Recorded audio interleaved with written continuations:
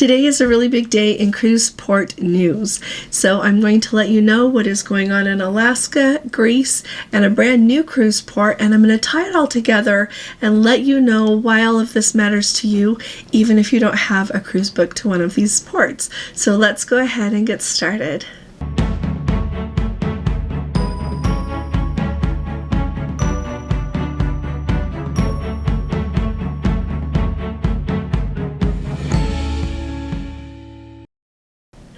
Hi there, this is Allison with Let's Go Travel Tips. Today is Saturday, it is March 15th of 2025, and if you haven't subscribed to our channel, will you please go ahead and hit that subscribe button, and if you appreciate my updates, please give this video a thumbs up. We talk about cruising 6 days a week here, and when we go somewhere, we take you with us. So let's start at the top with Santorini, Greece. You might recall that Santorini has been in the news now more than I would think ever since they started having earthquakes around the end of January. I think it was January 26th. Ever since then, they have gone through an awful lot. The people who live there, the tourists had to leave the island, and then a lot of the people who live there also had to leave due to the danger of the earthquakes that were happening. In the last couple of weeks, people have started to return to their homes there on the island. Schools are open again, so there's a lot of hope, but there are still earthquakes going on.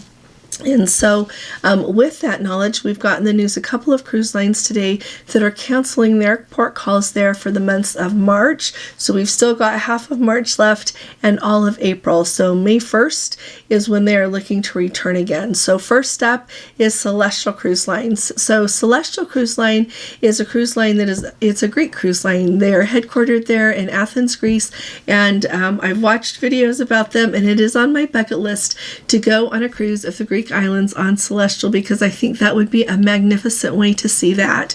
So they are, like I said, canceling all of their port calls in Santorini for March and April, and hopefully they'll be able to return on May 1st as they plan.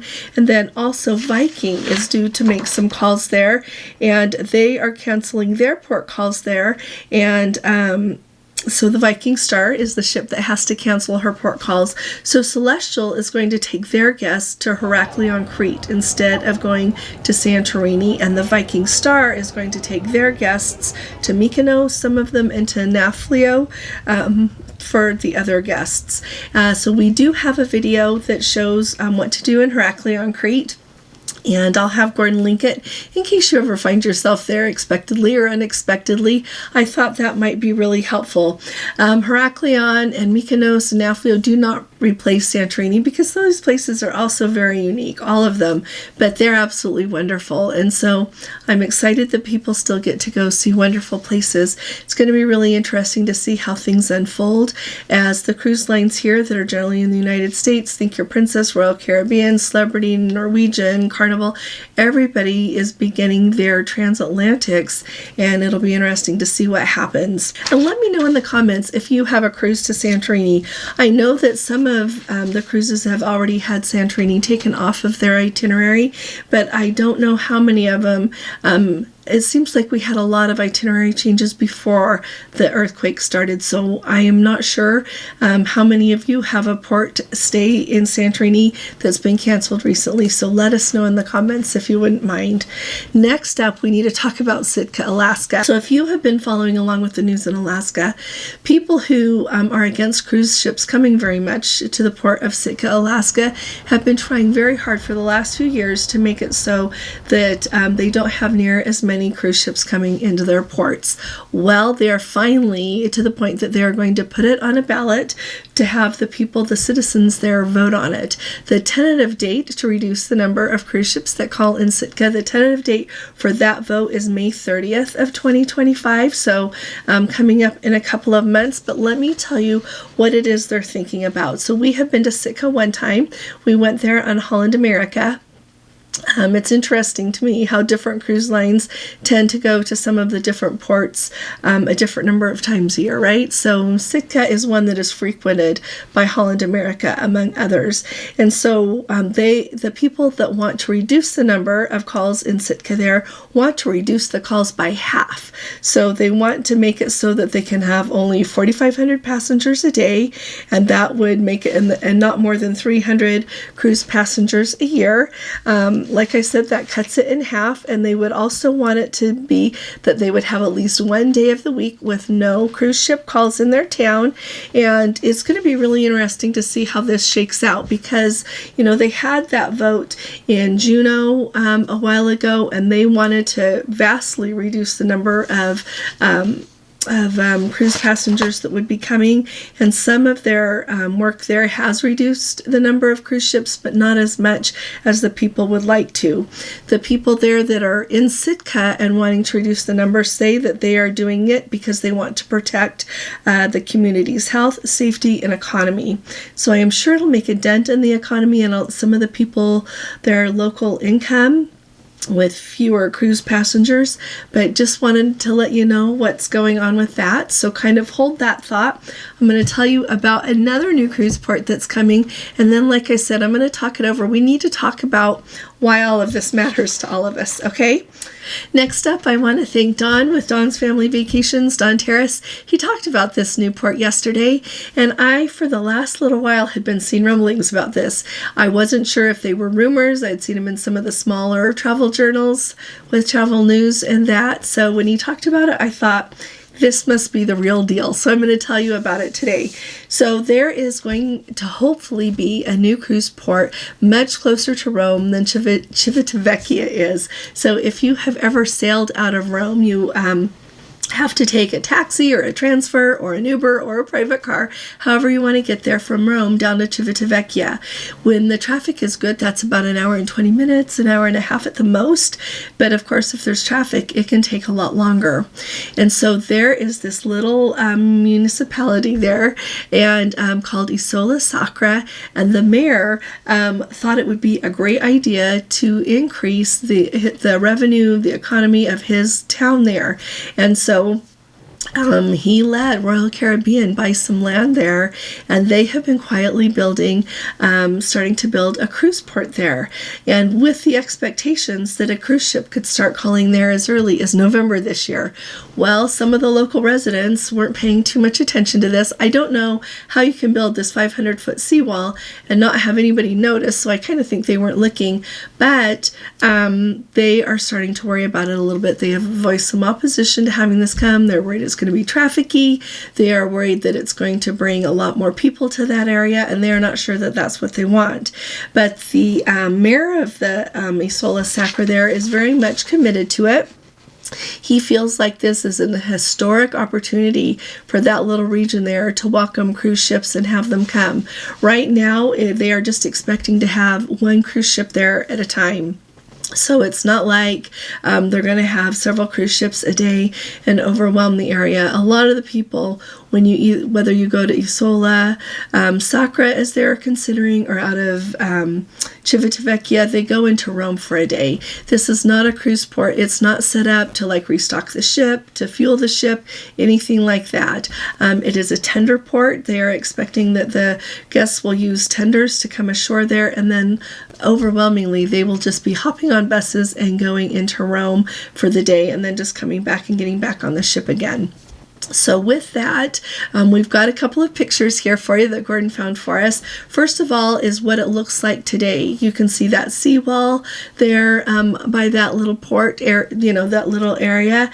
And then they've also got the artist rendering of what they would like it to look like when it is completely finished. And so it looks like it would go from being a thing that you could have just some tenders come in to being able to manage a little bit more traffic there. In the long run, I think they would probably like to be able to have yachts come, some smaller boats that way, and kind of turn that little area into more of a destination. It really would be a boon to that area. I looked up, Italy is known for having, historically, they have had really high unemployment in the past, and I looked, and so right now it looks like their unemployment rate is hovering around 6.8%. The reason that matters is because they are expecting, with having cruise ships coming and starting to call there, and with the construction that's going to go on, they expect it's going to employ 2,000 people just to finish building that out, to finish what they're envisioning to have in that port. And then once they've got it done, and as soon as these cruise ships start to call, they are expecting around 5,000 people to be working somehow with all the tourism with managing the ships and the tenders, and once you can bring a ship, actually dock it there, is going to employ a lot of people, and I can see that being a really good boon to the region. I think a lot of times people forget that when you live somewhere that people don't have enough employment and enough income, they really suffer with their housing, their food, the education. All of these things cost money, and so I see both sides. I see the side of they think, it's going to be a lot busier, but I also see the responsibility of the mayor to try to make life good for his people. And so I don't know, tell me what you think about this in the comments, and we'll kind of see how this unfolds. There is not an official statement from Royal Caribbean about this yet.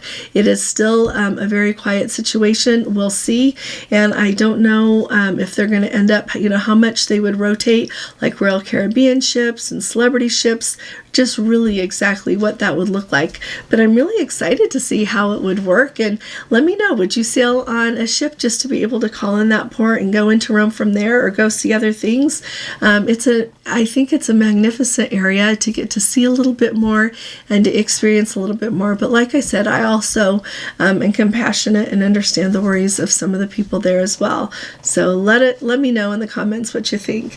So now I want to tie all of this together and tell you why I think it's important for us to pay attention to what is going on in different ports, whether they're trying to limit the number of cruise passengers coming, whether just in Santorini, nobody can help those earthquakes. They just come. But it is impacting the ability of travelers to be able to go there. And then in the situation with a new port, the opening of a new port, let me tell you what I think and what I think we should do, and I want to hear from you.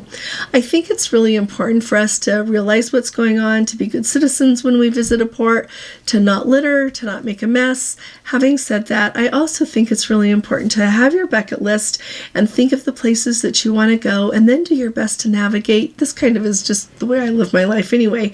Do your best to try to navigate when you can go to places. And this goes back to that video I did quite a while ago. I think you need to make a list of the places that you really want to visit and put them in order.